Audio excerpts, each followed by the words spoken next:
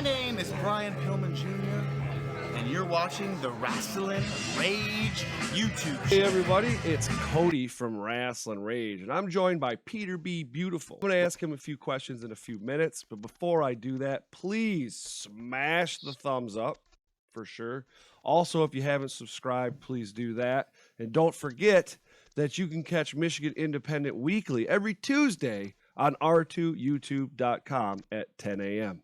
Well, you can also catch it on Facebook. Peter B., what's happening, man? What's the haps? Great line. I actually just got back from running some errands. I'm sitting at home right now with a little bit of snow outside. Yeah, Michigan weather's weird. Yeah. Michigan weather's weird, Yeah. for sure. It's definitely weird because one day we wake up, it's like 60. The next day, there's an inch of snow on the ground. Yeah, I mean, I spent the last 20 years in Wisconsin. I've lived here for like 6 months. And like Wisconsin has like 10 feet of snow right now, so it's kind of weird for me. That's different.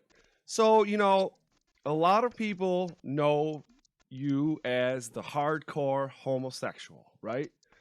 Yep, that's been my moniker for about 21 years. 21 years. Now, the last time I actually sat down and talked with you, I think we were both on Heel Fan News there. And Oh yeah, yeah, that was an interesting day. we were talking about, you were getting ready to go back up to the UP to do a show up there. Yep. And we were talking about how a friend of mine reached out to me a few months ago and was like, and he sent me a picture of you. And he's like, do you know this person? And I'm like, yeah, I know Peter B. And he's like, oh, that dude's like a legend, man. So, well, I mean, you really are. I find that very awkward when people say that to me. It happens every now and then. Like, you're a hardcore legend, you're a deathmatch legend. I'm like, meh, I'm not Mick Foley or Terry Funk, but Right. They're legends. I'm just some guy that likes to wear makeup and pretend to beat up my friends. So deathmatch, hardcore. In my mind, there's a little bit of a difference between hardcore and deathmatch. Don't you think? This is an argument that happens often online. What's the difference? I don't know. I think death matches usually involve more sharp objects. I think once there's glass involved, it's a death match. But what's a Texas death match or this style or that style? Or barbed wire death match. I've had hardcore matches that have barbed wire in them, but I've been in barbed wire death matches. I don't know. It is what it is. It's just a fancy title to name something. It doesn't matter. I think hardcore wrestling, as in like the old ECW, has nothing to do with weapons or gimmicks and stuff like that. It has to do with putting everything you have every time you're out there. There's some local guys like, I see his mask back there, El Ridiculoso or MM3. Some of those guys, Dread King Logan, some of those guys that are literally going out there and risking their bodies and doing crazy stuff every time. Like stuff that I couldn't do or don't want to do to my body that they're out there doing. So I'm more impressed with that than I am somebody getting hit in the head with a folding chair. Right. And I think those guys are more hardcore than I'll ever be. Okay. Well, I want to talk a little bit about how, did you start just, because you don't do just death match. I mean, you will, do a regular match. I mean, I prefer it. It hurts way less. I got this new friend, the Revolting Blob, and it's way easier. I don't have to do anything, and the crowd loves the Revolting Blob. That is for sure. I was there when that debuted, and I was like, yeah, that's sweet. I love it. Right. I love it. It's kind of ridiculous how popular it got so quickly. I think I've done 4 appearances as the Blob, and yeah, people seem to just gravitate towards it. I think there's a big 90s nostalgia right now, so they see that. The people that remember the movie, which I'm not going to name for legal reasons, Billy Madison.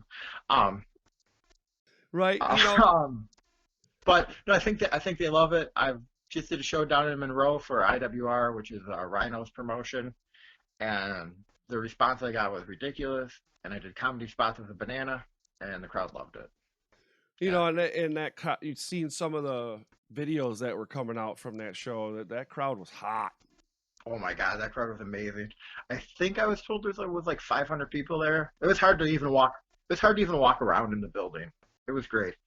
It was a great show, top to bottom. I mean, all the guys in the back were cool. The main event with Rhino and Billy Gunn turned into this cool tag match, then turned into the big fight with all the workers on the show. Some workers that weren't even on the show were involved in it, so I'm not sure what happened there. Um, That's always a good time. It's yeah, like yeah, a like good party. Kyle Barrett, I think is his name. Chin Strap Jesus was just. I look and he's just fighting with me, and I'm like, "Are we even on the show?" And I guess he was just hanging out, and they needed an extra guy or something. There But it you was go. cool. It It was cool. It works. was a great time. There's a video of the main event on Facebook. I can send it to you if you want to throw it up. I can throw you my match too if you want to put it on there Yeah, sometime. sure, It was absolutely. it was the weirdest tag match ever. It was myself and Malcolm Monroe III versus a guy named Fat Tony and Nolan Edwards. Oh wow, It was that's a oddly little. booked match, but it turned out very well. It was a fun match. Yeah. Sometimes it's matches like that you think about it and you're like, man, that's weird, but then it comes out and it's like, dude, that was pretty awesome, and you got to see some things and do things that you don't normally get to do. Yeah, it worked out pretty well. I'll send you a link offline here, Cody, when we're done with this interview, so you can see both those matches, and they're on like some private YouTube page, so you can probably throw them up on your show if you want. Awesome, that's sweet. So what I wanted to ask was, so we talked about, like, you're doing the Revolting Blob, and a normal match, a regular match, I guess, is outside of the hardcore deathmatch realm. Right. What gravitated you or pulled you in or whatever? How did you get it? I'm sure this is an interesting story. How did you become a deathmatch wrestler? Oh, I got booked in a death match, so I just did them. But I always wanted to, like back in the mid '90s, when I was in high school. ECW was a thing. Like I was the first kid. I'm born and raised Escanaba, Michigan, up in the UP, and I was the first kid wearing an ECW shirt. Me and my buddy Supreme Brett Powers, who's a worker too. We both ordered them at the same day. We ordered them together, and we're wearing ECW shirts to school. I grew up watching, that stuff. I got the IWA King of the Deathmatch VHS tape from Japan, watching Ian and Axel Rotten. What it really was, when I was 19, 18, I think it was 18, 18, 19, right before I made my pro wrestling debut, I shattered my ankle in a crazy sledding accident. I had 38 fractures in my ankle. I was stuck in the hospital for like 3 months, and I was watching that tape, the IWA King of Death matches from Japan, Kawasaki Dream '97, and I was watching people's reaction as they'd come into the room and see it. And I'm like, oh, okay. Like, I'm just like, this is great, but people were like repulsed by it.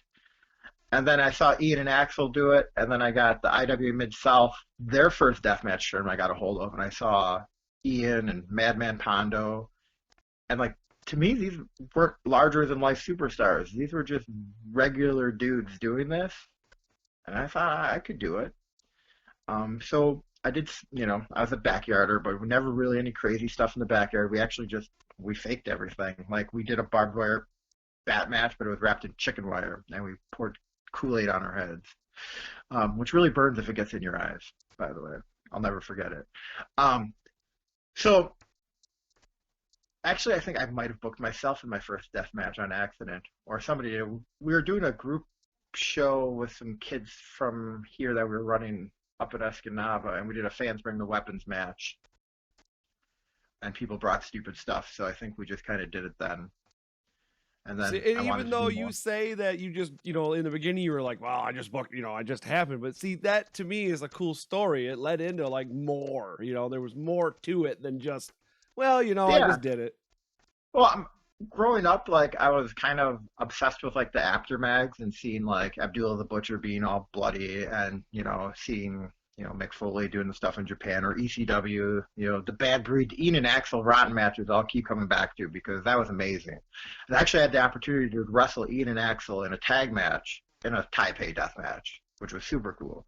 I mean, That's great. Axel Rotten told me once that was his last great match before he got hurt. I mean, I don't know how if he was just blowing smoke up my ass, but that meant a lot to me. Yeah, that'd mean a lot out of me to me too. If I was a worker, that'd be amazing. So you do the death match thing, and you said you lived in Wisconsin for how many years? About 20 years. I moved. I was 19, 20 years old. I left like 6 months ago. Okay, so you lived in Wisconsin, and obviously you were out there for a while, and you did your thing out there, and then you come in here, and you've been here so about 6 months. Now, I've seen you at Horror Slam a few times. I've seen you at Pro Yeah. Wrestling All Stars. I've seen you at a few other places too. But some of the crazy stuff that I've seen, and not, the one Horror Slam I went to that was pretty nuts there too. But every time I see these photos, it's something different, and it's like you guys are one upping each other every time. And like this photo that made this cover of this comic book, right?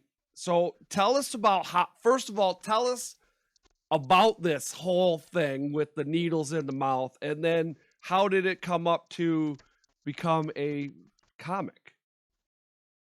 Well, we'll start backwards and go forward. It's actually not a comic book. It's just a piece of artwork that somebody did at the cover of a comic book. So it's Okay, just all right. artwork. It's just the cover of a comic book that this guy named James did. I can't remember his last name right now. But he used to do artwork or he may still do artwork for Upper Deck and like Skybox trading cards and stuff. And so he did that. The syringes through my face is the one you're talking about. Yeah. It's actually something I've done multiple times. I was wrestling a guy named Brian Woods in a deathmatch tournament, and his gimmick was the syringes, and I'm like, well, let's do it.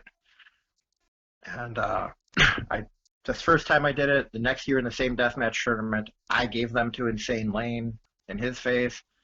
And then fast forward a couple of years to my first match in Horror Slam, which was September last year, 2018. I'm not sure when this is going to air, so 2018. And I brought syringes and I did them with Chuck Stein. I put them through his face, and the reaction was huge. And then we didn't do them again until that match you're talking about, the Four Corners of Pain, where I had the syringes through my face, and Kelly Miller snapped a fantastic picture. Fantastic. Oh yeah, definitely fantastic. And then, but then, I mean, if you go back and watch it, I had the syringes through my face. That same match, Chuck had syringes up through his nose and down his lip. Chuck put a needle through my hand and stabbed me to the ring. Like there was we used dry ice and fire, and that match was crazy. Like it was crazy. Well, I always feel like I've known Chuck for like 20 years, so I feel like whenever me and him get in the ring together, like we have something to prove. I like working with him. In fact, fans, here's a cheap plug. I believe it's January 25th at the Dread Queen Logan show. It's me and Chuck Stein in a staple gun match. Come on and see it. oh yeah, we'll be there for sure. And I got me and the guys from MIW. We got T-shirts coming that we're, Sweet. Bring a lot of paper money, because all the money that we staple to each other that we normally do get from the fans, we're going to give to Holly. Oh, that's awesome, man. That's sweet. That's definitely going to be sweet. So talking about that, the death match, and you get into it. Is there, how long do you think are going to keep going doing this? Oh God, I'm 41 now. I've been wrestling. It'll be 22 years in April. I don't know. I don't see any end game in sight. I mean, 'cause really, I don't know how to do anything else. So there's that factor. Also, I've taken sporadical breaks. I took like a year off and trained and did a few professional mixed martial art matches. I took a year and a half off right before that match with Chuck because too many head injuries, and I was just getting stupid mental health issues. Maybe not quite a year and a half, because I did some sporadic appearances, but I did like 2 or 3 matches in like that year and a half. Then that first match back with Chuck at Horror Slam in September of 2008. That weekend I was booked in that match on Friday. I did a PWAS show on Saturday, which was against Chuck in the River Rouge Street Fight at the River Rouge Festival, which was ironically right across the street from my grandmother's house. I grew up playing in the same park. It was weird. But then that Sunday, I got flown out to Denver for Primos and did the Slave to the Deathmatch tournament and did 3 matches that night. So my first weekend back in wrestling, I did 5 death matches. Wow, that's insane. So, you say there's no end in sight. You have no idea. Well, another thing I wanted to talk about is something I find pretty interesting. Is it like you go to some of these shows and there's some guys that don't have any merch whatsoever. And, maybe they do have merch and it's like 1 or 2 things and it's not really all that in a box of chips. But Peter B. Beautiful here. I swear you have a huge table just full of stuff. I mean, and what's really cool about your merch too is some of it is fan driven merch that fans have designed and donated and say, here, dude, this is you, make this, sell this, do what you got. You know, that's got to be an awesome feeling having fans like that. But man, tell us a little bit about how do you come up with all this merch? I don't know. I just I just design stuff. As a kid, I went to my dad took me to an independent wrestling show up in Munising, Michigan, and I just remember like guys having 8x10s for sale and stuff, and I thought it was the greatest thing. Like, oh my God, I can take a piece of this guy home with me, and I got like some autograph pictures and from some people, and I thought it was the greatest. So everybody should start out with 8x10 and get it signed.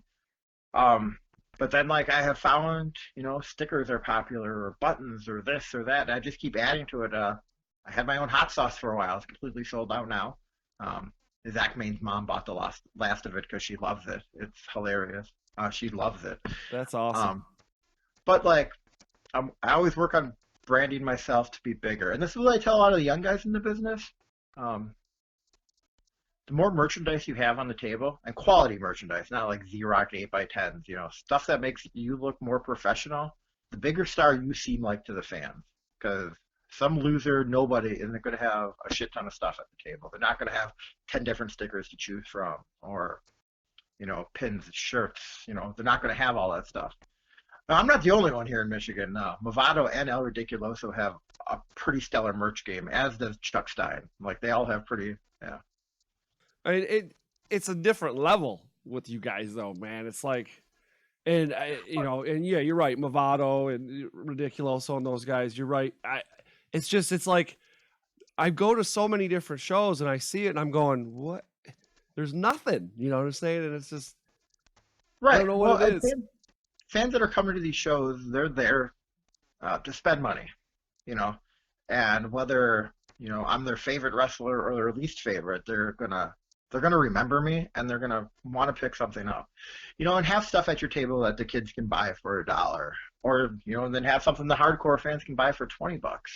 It's just, or $40. Some of these guys selling their masks, they're getting $40 a piece for them. That's awesome. I'm like, wow, that's awesome. I watched El Ridiculoso at / PWS show in Melvindale. Came with a stack of brand new hoodies he got and sold them all, and he was so happy. He's like, my kid's gonna have an amazing Christmas, and I'm like, that's awesome. That's awesome. And I appreciate the fans, buying anything. Like, to this day, it blows my mind when somebody buys any. I know I have a ton of merchandise and I've been around forever, but people come and they buy stuff. I'm like, well, that's so cool. Like, and then I wonder what they do with it. I've always wondered that. Like, right. Well, has there ever been a time like you've been out and you see some of your merch or something like that, and somebody doesn't know or recognize you, or has it been vice versa? I was in New Buffalo, Michigan, driving like back and forth somewhere, and stopped in New Buffalo at a McDonald's, and there was somebody wearing a Peter B. Beautiful T-shirt, and I go, "Hey, nice shirt." And they're like, "Yeah."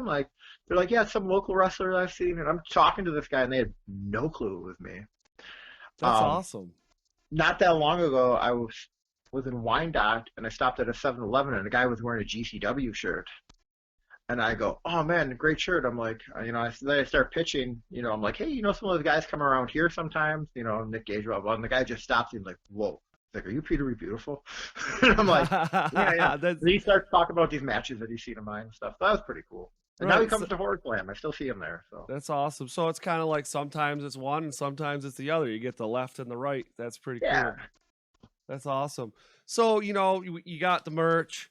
You're doing the shows and stuff, and you talk about branding, and branding is a huge thing, and then just in wrestling. I mean, in general, right? You got to have the brand. So with branding, you also have to have social media, right? You got to have social media. You got to put it out there. My social media game's not that strong. I mean, I do a little bit. There's 2 different Peter B. Beautiful Facebook pages. There's the Peter B. Beautiful Ultimate Fan page, and then there's just Peter B. Beautiful. One was started by a fan that I've kind of taken over throughout the years. And then I have an Instagram as Peter B. Beautiful. And sometimes my social media game's good. Other times, not so much. Under my real name is probably where I pub most of my stuff, but I'm completely filled up on friends on Facebook. I have reached that 5,000 limit. I'm sure, because like I said, I had that guy reach out to me, and I was like, "Wow, man, that's amazing!" You know, when he did that, he's like, he sent me a picture of you in gear and everything, and he's like, Is this he a guy, and friend I'm of like, yours? "Yeah, bro, He's a friend of yours? yeah." He lives up north. He lives up in Ishpeming. Oh, okay. Yeah, Get me some information later. I'll send him an autograph picture or something. sweet, yeah, definitely. His name's Anthony, and big shout out Anthony up there at Ishpeming, and What up, yeah. UP? Whoop whoop. Right. So, you guys, listen, I'm gonna put down the links to his in the description here on YouTube. I'll put down the link to Facebook. Yep. Right. Facebook and Instagram and anything else that he said that he had, Twitter, whatever. We'll put it all down in there, so that way you guys can just click on it. It's not gonna be the whatever. It'll be a link, so you can click Yeah, it and go. I got a T-shirt store. I'll send you a T-shirt. I think there's 12 different Peter Beautiful T-shirt designs you can buy from this store. Oh yeah, that's on what, Teespring, right? Yeah, Teespring. Yeah. Yep. I'll put that down there too. He'll send me the link so I can put it There's on there. oddly shirts I've never even owned that other people have ordered, so I think it's weird. I always find it weird. I actually don't own any of my merchandise. None. Like, Really? I mean, besides the stuff I'm going to sell. I think I've kept maybe 2 or 3 magazines I've been in. Like when I was in the Pro Wrestling Illustrated Top 500, I've kept 2 of those out of the 3. I don't know. It's just not into that. I don't have like the wall of Peter Be Beautiful behind me. Well, Um, just means you're humble, I suppose.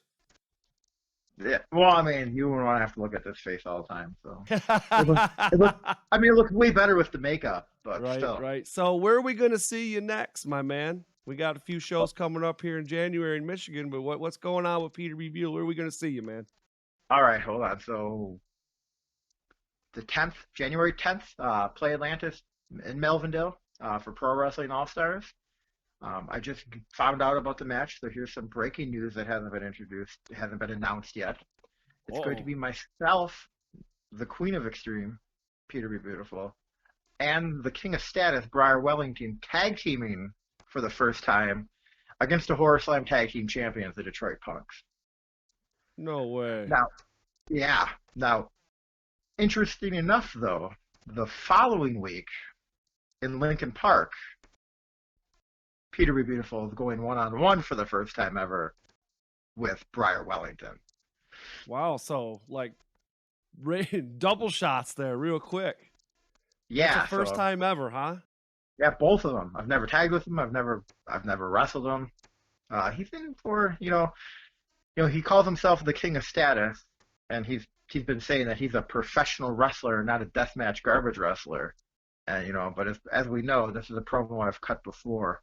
As you know, professional wrestling is a game of human chess. And the most important piece on the chessboard is the king, as Briar Wellington calls himself. But remember, Briar, the most powerful piece on the chessboard is the queen. Damn! All right, guys. Dude, thank you so much. I look forward to seeing you. I'm definitely trying to get to PWS in Melvindale there. I wasn't done yet. I still got that show. Ooh, I'm sorry. Yeah, I wasn't done. I can talk all day, bro. You've heard me on the mic. That's one thing about the me and the Briar matches. They're gonna be like, hey, you guys got a half hour, and we're gonna be like 25 minutes into our promos. But I just want to keep properly this show. I know I mentioned it before, but on the 25th, I believe it's 25th of January, it's the Holly show for Dread King Logan. Verdi's became a very close and dear personal friend of mine since I've moved, or even before I moved to Michigan. Just a kid that's been making the steps, making the waves, very humble, very nice kid. And when he told me about what was going on with his wife, I'm like, I'll do whatever I can to help. So I've helped out a little bit with some of the graphic work. When Rob came to me about this match or about the show a couple months ago, I was like, what's the way that I can help them make the most money? And that was with the idea was Chuck to do the staple gun, because people give us money and like Chuck staples shit to my tongue, so it's terrible. But I'm all for this. Yeah, no, it's not a good idea. You ever have anything stapled to your tongue? No. I'll show you sometime, bro. I'll show you. Thank you. Yeah, it's terrible. But yeah, I'll send you those links. Everybody come out, come see me, come say hi. I hope I come off a little bit more humble here than I do out there. It was an honor to be on Michigan Independent Weekly. All right, buddy. Thank you so much. Listen, guys, don't forget, smash the thumbs up. Roll over to all the social media and check them out at all the events that's coming up in Michigan. Thank you so much. This is Shane, Hurricane Helms, inviting you to watch Rasslin Rage. That's Rasslin, Rasslin, Rage.